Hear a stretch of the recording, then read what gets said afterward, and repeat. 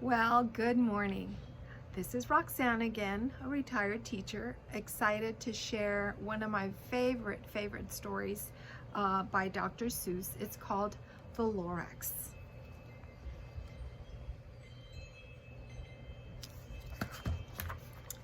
At the far end of town, where the grickle grass grows, and the wind smells slow and sour when it blows, and no birds ever sing excepting old crows, is the street of the lifted Lorax.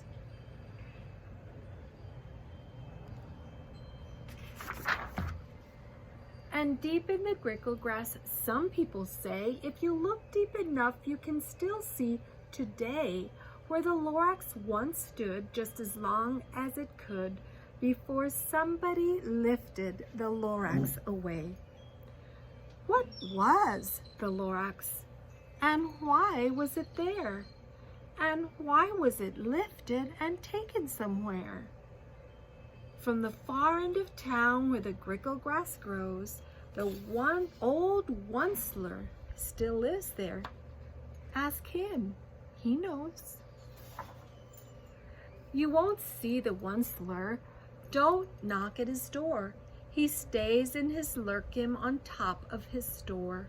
He lurks in his lurkim cold under the roof, where he makes his own clothes out of muffled moof. And on special dank midnights in August he peeks out of the shutters, and sometimes he speaks and tells how the Lorax was lifted away. He'll tell you, perhaps, if you're willing to pay. On the end of a rope he lets down a tin pail, and you have to toss in 15 cents and a nail, and the shell of a great-great-great-grandfather snail.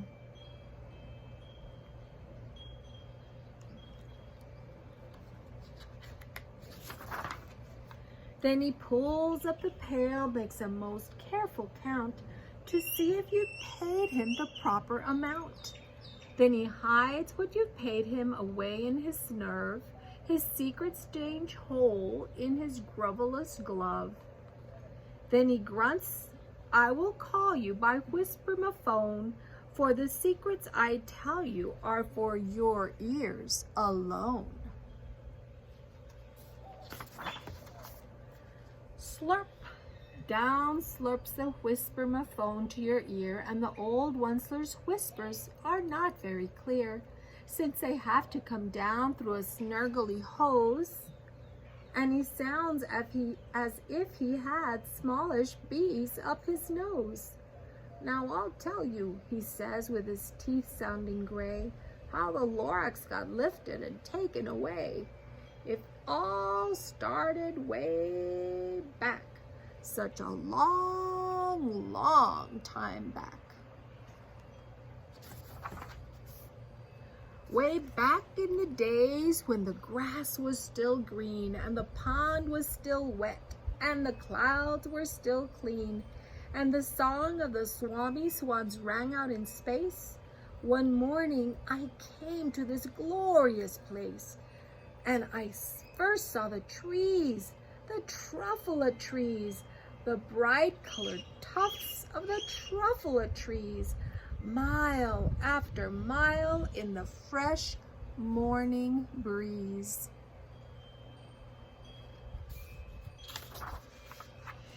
And under the trees, I saw brown barbaloots frisking about in their barbaloot suits as they played in the shade and ate truffula fruits. From the rippleless pond came the comfortable sound of the humming fish humming while splashing around.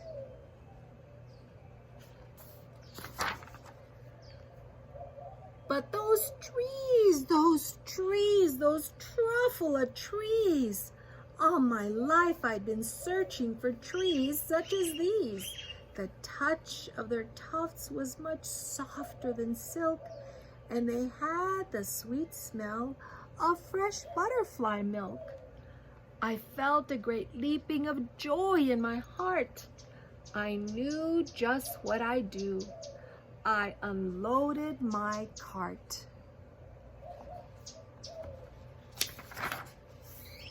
In no time at all, I had built a small shop.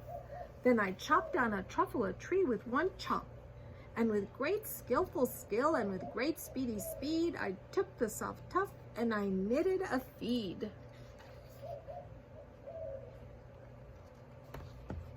Need. The instant I'd finished, I heard a gazump. I looked. I saw something pop out of the stump of the tree I chopped down. It was sort of a man. Describe him? Oh, that's hard. I don't know if I can. He was shortish and oldish and brownish and mossy, and he spoke with a voice that was sharpish and bossy. "Mister," he said with a sawdusty sneeze, "I am the Lorax. I speak for the trees. I speak for the trees have no tongues. And I'm asking you, sir, at the top of my lungs." He was very upset as he shouted and puffed, "What's that thing you've made out of my truffle a tuft?"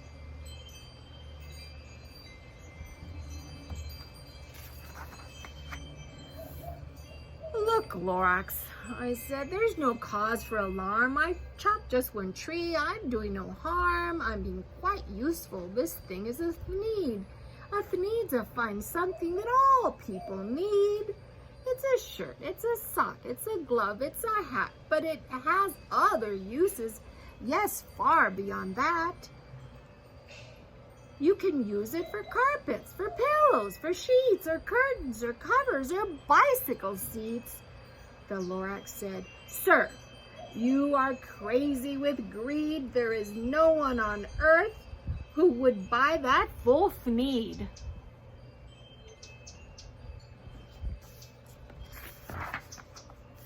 But the very next minute, I proved he was wrong, for just at that minute a chap came along, and he thought that the thneed I had knitted was great. He happily bought it for $3.98. I laughed at the Lorax. "You poor guy, you never can tell what some people will buy." "I repeat," cried the Lorax, "I speak for the trees." "I'm busy," I told him. "Shut up, if you please." I rushed across the room and in no time at all built a radio phone. I put in a quick call. I called all my brothers and uncles and aunts and I said, "Listen here, there's a wonderful chance for the whole Wunsler family to get mighty rich. Get over here fast. Take the road to North Nitch. Turn left at Weehawken, sharp right at South Stitch."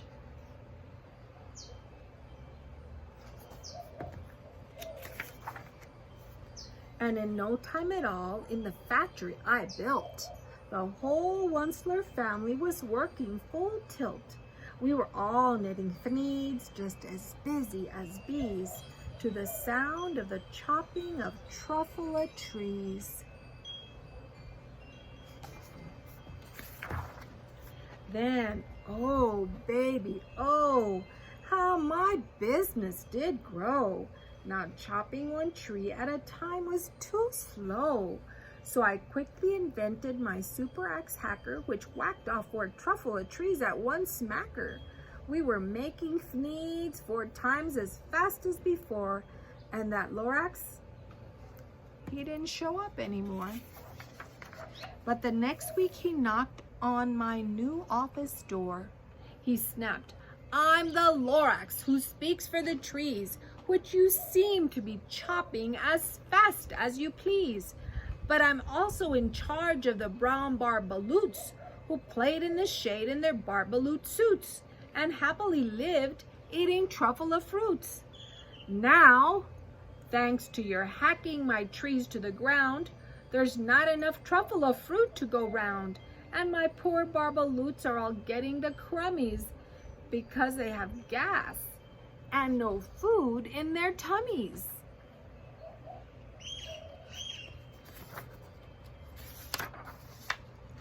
They love living here, but I can't let them stay. They'll have to find food, and I hope that they may. Good luck, boys, he cried, and he sent them away. I, the Onceler, felt sad as I watched them all go. But business is business, and business must grow, regardless of crummies and tummies, you know.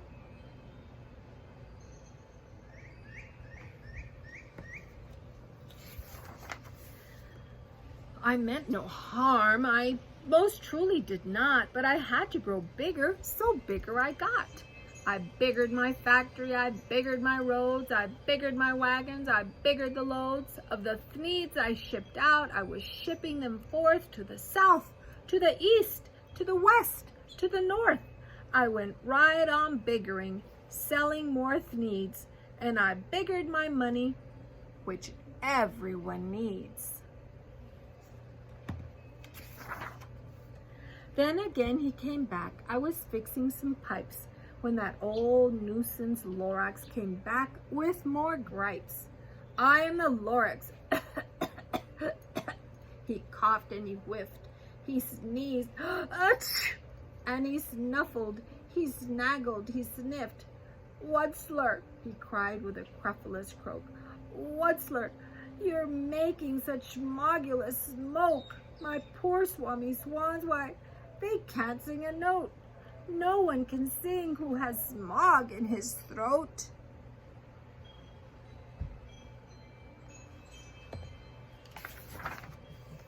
And so, said the Lorax, please pardon my cough. They cannot live here, so I'm sending them off. Where will they go? I don't hopefully know.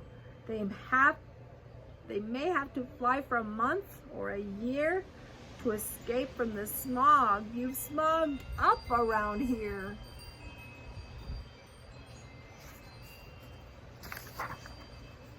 What's more, snapped the Lorax, his dander was up, let me say a few words about Glumpity Glump. Your machinery chugs on day and night without stop, making Glumpity Glump and Schlumpity Schlump.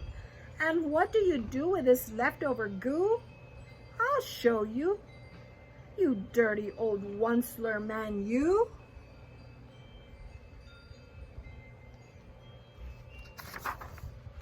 You're glumping the pond where the humming fish hummed. No more can they hum, for their gills are all gummed. So I'm sending them off. Oh, their future is dreary. They'll walk on their fins and get woefully weary, in search of some water that isn't so smeary.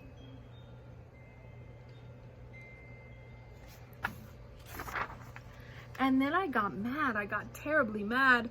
I yelled at the Lorax. Now listen here, Dad.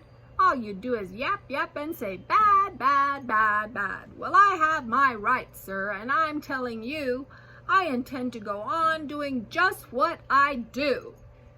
And for your information, you Lorax, I'm figuring on biggering and biggering and biggering and biggering, turning more truffula trees into thneeds, which everyone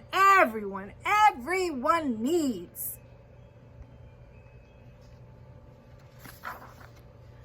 And at that very moment, we heard a loud whack.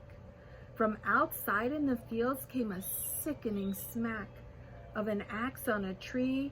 Then we heard the tree fall, the very last truffula tree of them all.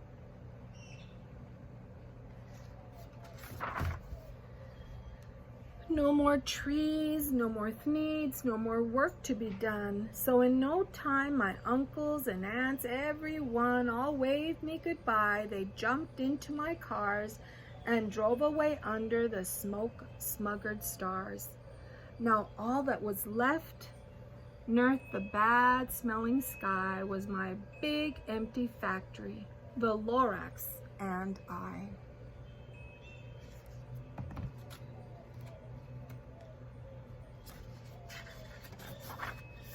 The Lorax said nothing. just gave me a glance, just gave me a very sad, sad backward glance as he lifted himself by the seat of his pants.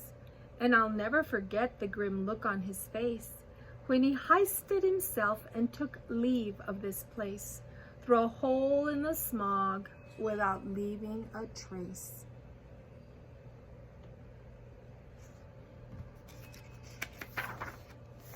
And all that the Lorax left here in this mess was a small pile of rocks with the one word, unless.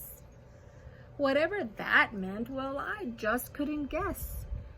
That was a long, long ago, but each day since that day, I've sat here and worried away.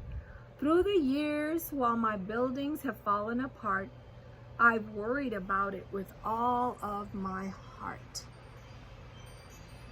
Unless. But now, says the Onceler, now that you're here, the word of the Lorax seems perfectly clear. Unless someone like you cares a whole awful lot, nothing is going to get better. It's not. So catch, calls the Onceler. He lets something fall. It's a truffula seed. It's the last one of all. You're in charge of the last of the truffula seeds, and truffula trees are what everyone needs. Plant a new truffula. Treat it with care. Give it clean water and feed it fresh air. Grow a forest. Protect it from axes that hack. Then the Lorax and all of his friends may come back.